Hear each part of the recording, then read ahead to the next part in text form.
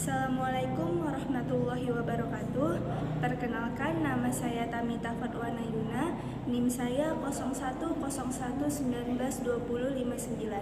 Saya mahasiswa UINSU dari jurusan Komunikasi dan Penyiaran Islam atau KPIB dari Fakultas Dakwah dan Komunikasi, dan saya dari semester 7. Nah, pada kesempatan kali ini saya akan melakukan ceramah singkat untuk memenuhi kebutuhan nilai UAS dari mata kuliah Praktikum Retorika Dakwah dengan dosen pengampu Bapak Azhar Sitompul. Adapun judul dari ceramah yang akan saya bawakan yaitu bertema bersuci. Baik, bismillahirrahmanirrahim. Assalamualaikum warahmatullahi wabarakatuh. Alhamdulillah, alhamdulillah, alhamdulillahirabbil alamin. Wassalatu wassalamu ala asyrafil anbiya'i wal mursalin wa ala alihi wa sahbihi ajma'in. Amma ba'du. Pertama-tama, marilah kita panjatkan puji syukur alhamdulillah kepada Allah yang telah memberikan kesempatan kepada kita semua untuk berkumpul di majelis yang insya Allah penuh berkah ini. Dan tak lupa pula sholawat dan salam kita hadiahkan kepada junjungan kita Nabi Muhammad sallallahu alaihi wasallam.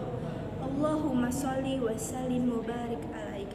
Beliaulah yang telah membawa kita dari zaman kegelapan hingga zaman yang terang benderang dan penuh ilmu seperti saat ini.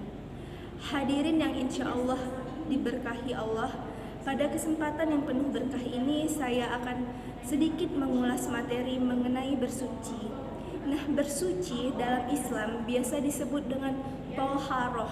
Nah, apa sih arti toharoh? Toharoh itu adalah upaya untuk mensucikan diri ataupun tubuh, pakaian, dan tempat tinggal sesuai dengan syariat yang diajarkan oleh agama Islam. Nah, jadi toharoh itu kita membersihkan diri, tubuh, tempat tinggal, atau pakaian dari hadas ataupun najis sesuai dengan ketentuan yang sudah diajarkan oleh Allah dalam syariat, baik dalam Al-Quran maupun As-Sunnah. Nah, Allah telah mengatur sedemikian rupa tentang bersuci seperti yang disebutkan dalam surah Al-Baqarah ayat 222 yang berbunyi Bismillahirrahmanirrahim. Innallaha yuhibbut tawwabina wa yuhibbul mutatahhirin, yang artinya sesungguh Allah menyukai orang-orang yang bertaubat dan Allah menyukai orang-orang yang mensucikan dirinya.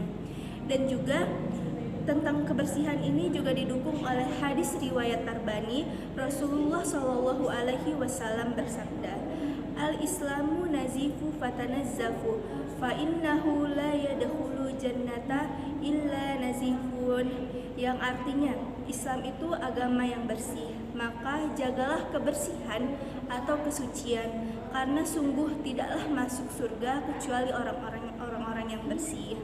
Nah, ketika kita membahas tentang toharoh atau bersuci, penting bagi kita untuk mengetahui dulu apa nih dasar hukum dari toharoh atau bersuci.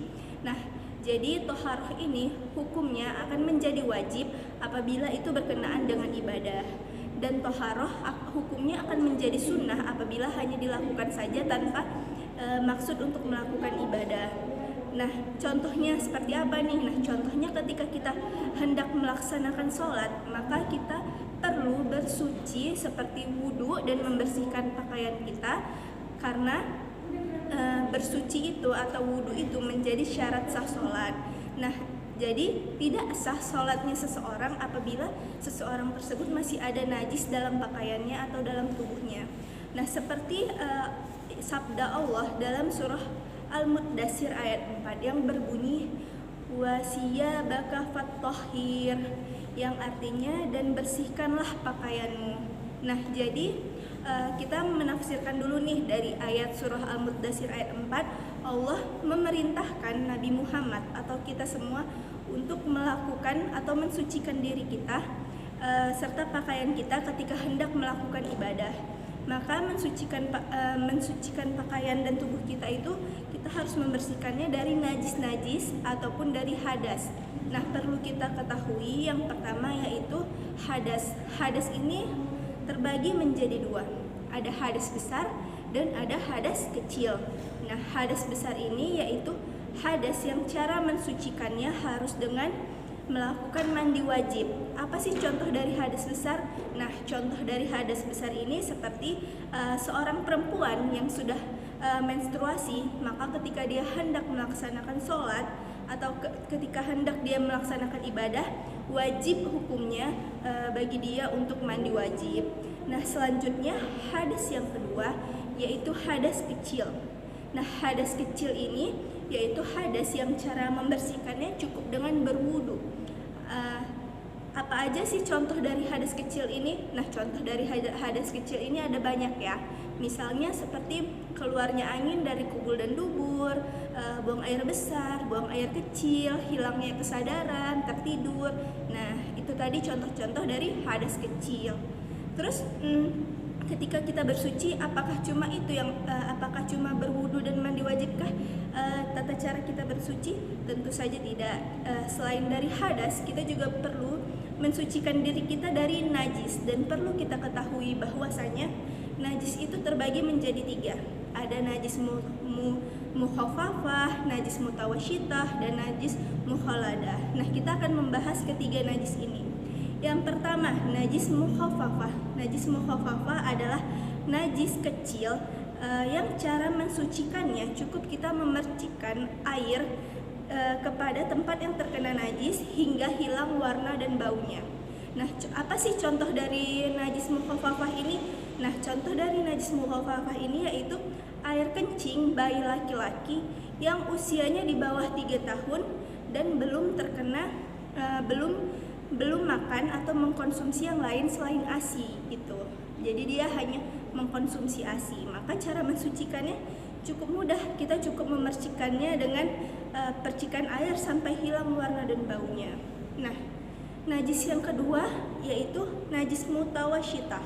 Nah, najis mutawasyitah ini adalah najis sedang yang cara membersihkannya cukup dengan dibilas menggunakan air. Lalu apa saja sih contoh dari najis mutawasyitah ini?